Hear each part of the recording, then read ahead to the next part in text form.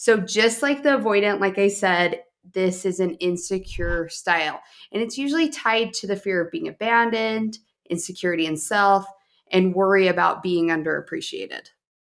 And also, I think it's really like gives people a feeling about being separated from their partner. Mm.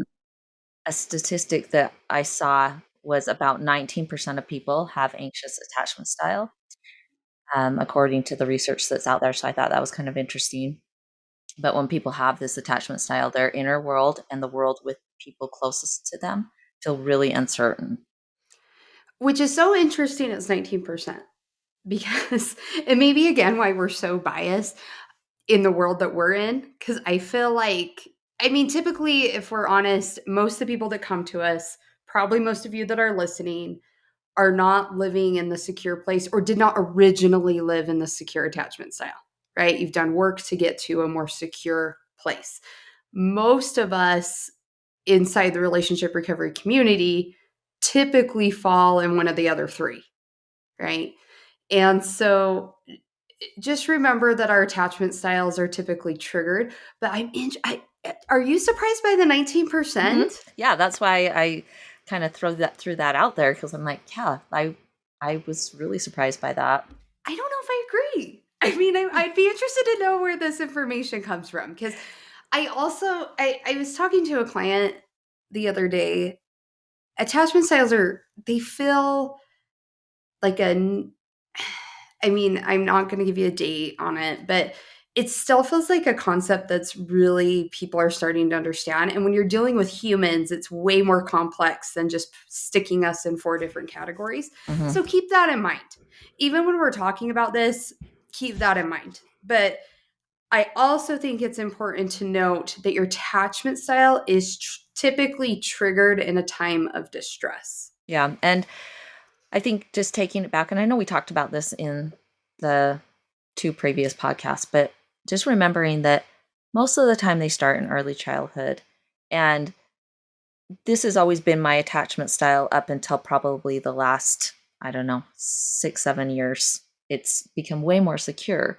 But it always blew my mind a little bit because I'm like, how did this come from childhood when I had a really good childhood? Like I had parents that were present and aware and Mhm. but looking back on it and kind of doing a little bit of work back in history for me it looks more like it came from my parents. They had all the best intentions in the world, but I grew up feeling like if I had to be perfect, and if I was perfect then that equaled love, and so perfectionism's a big one here.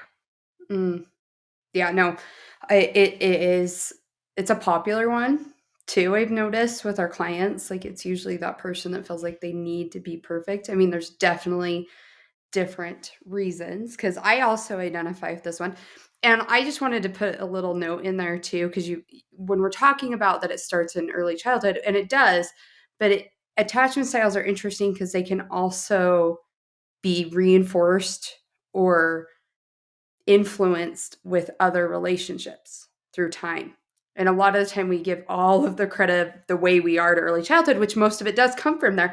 But I do think it's interesting to know about attachment styles is other relationships through your lifetime can influence this and reinforce pieces of it. And I think that's so interesting. Mhm. That is. Yeah, and I also think to remember this attachment style can be really tiring. It can feel like you're on this emotional roller coaster all the time. It might cause you a lot of anxiety and stress and unhappiness. But when it comes to adults, anxious attachment styles, these relationships that you're in might be both life saving and life threatening. And what I mean by that is, on one hand, the fear of being alone or rejected kind of is the poison. It's Mm. this really disturbing feeling and it leads to doubt and worry. And then on the other hand, the presence of the loved one, and more importantly, when they are demonstrating their affection, is kind of the remedy. And I remember feeling this so much in my previous relationship.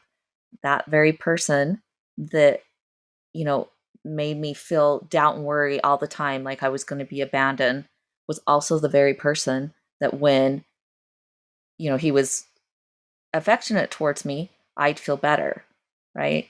So I think it's an interesting thing. I mean, it kind of, shows that trauma bond really Mm. well. Like when I look at, that relationship, it kind of behaved like that for me. But if you are anxious attached, you will feel that from that person that you're in that relationship with.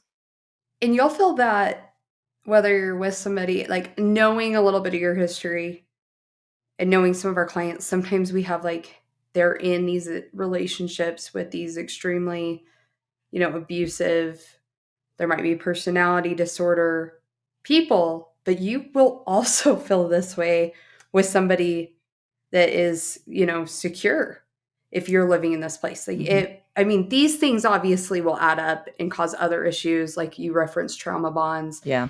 And obviously, if you're experiencing abuse, that's a totally different scenario.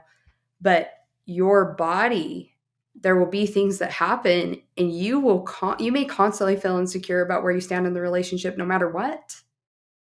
Like you might worry that you love your partner more than they love you because of this, any small sign of disappointment or sign of rejection or lack of attention from the partner can feel like a larger blow than it actually is.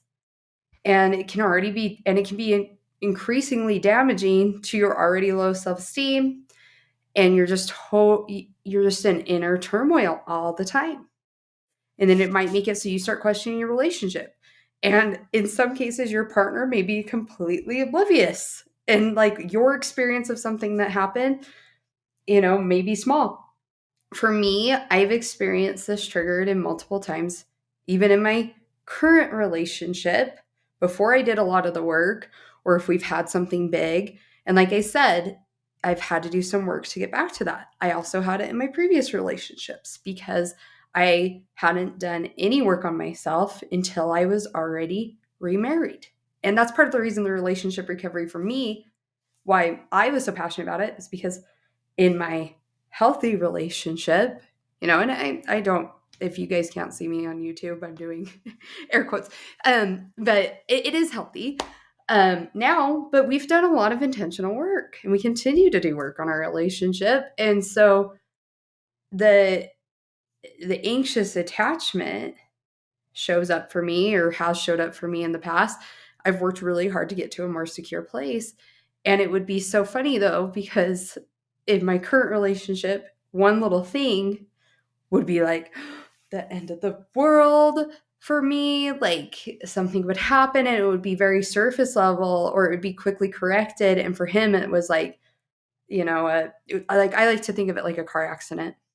You get in this car accident with your partner.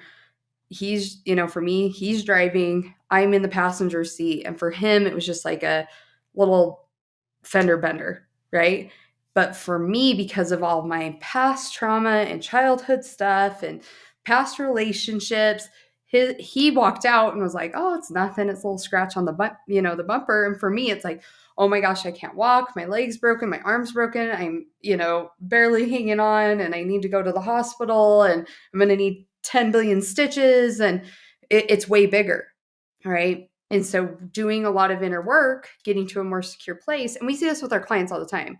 But we put our clients on, especially on the podcast and other times, we put them on the hot seat. I think it's fair that every once in a while we throw ourselves on there. And it's been a journey, and I'm grateful for the awareness that I go there and that I'm able to pull myself back secure. Now I'm mostly in a secure place, but yeah, it's my attachment style. And so my body defaults to there, and I have to be very aware to get myself back to secure.